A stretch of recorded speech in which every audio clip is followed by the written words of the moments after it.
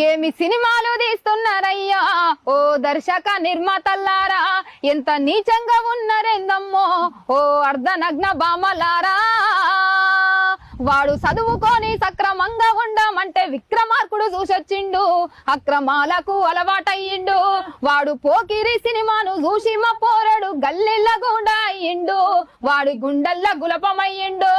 ఏమి సినిమాలు తీస్తున్నారయ్యా ఓ దర్శక నిర్మాతల్లారా, ఎంత నీచంగా ఉన్నారేందమ్మా ఓ అర్ధనగ్న బామలారా.